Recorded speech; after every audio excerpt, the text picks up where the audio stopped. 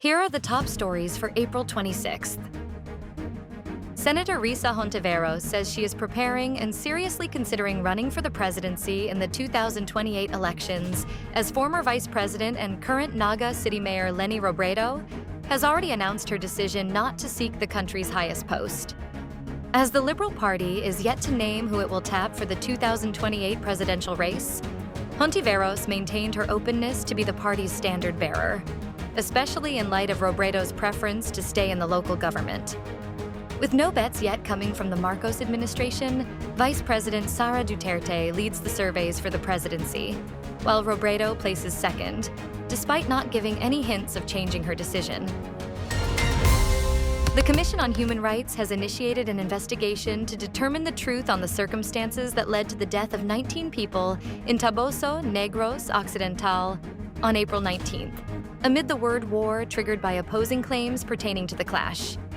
Various groups that include some groups in the University of the Philippines academic community have been calling for a thorough investigation into the matter, as they asserted that student leader Alisa Alano was not a combatant and was in the area for a research on abuses on local farmers, a same assertion that was also raised for community journalist R.J. Nicole Ledesma.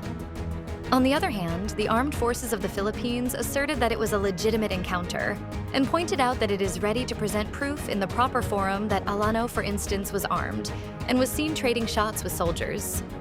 The CHR has called on all parties to cooperate fully with the investigation, preserve evidence, ensure unimpeded access to information and sites, and comply strictly with the international humanitarian law and human rights standards.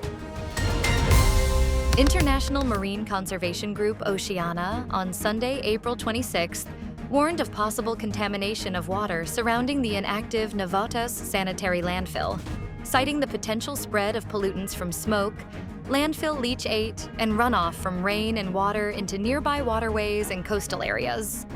Juves de Jesus, Oceana's campaigns and science specialist, said pollutants emitted and transported through smoke plumes are expected to settle on land and water. Oceana urged the Navotas, local government, and the Department of Environment and Natural Resources to strictly monitor water quality and sediments, in addition to air quality.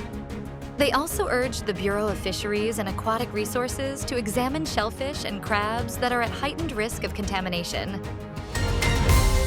Low-level volcanic unrest continued at Taal Volcano after 2 brief steam-driven eruptions were detected within a 24-hour observation period, according to the Philippine Institute of Volcanology and Seismology.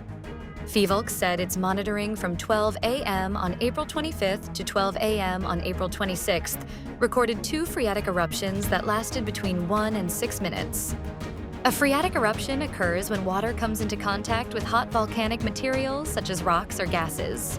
No magma is involved in this type of eruption, which produces only a steam plume. Alert Level 1 is maintained over Taal Volcano, which indicates abnormal activity but no sign of an imminent eruption. President Donald Trump was uninjured, and other top leaders of the United States were evacuated from an annual dinner of White House correspondents on Saturday night, which, according to a law enforcement officer, was due to a shooter that opened fire. Authorities said the incident occurred outside the ballroom where Trump and other guests were seated. Additionally, some people in the crowd reported hearing what they believed to be 5 to 8 shots fired. The banquet hall, where hundreds of prominent journalists, celebrities, and national leaders were awaiting for Trump's remarks, was immediately evacuated.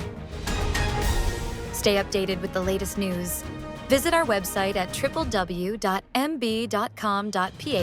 or follow us on social media. Thanks for tuning in to the Manila Bulletin Daily Rundown.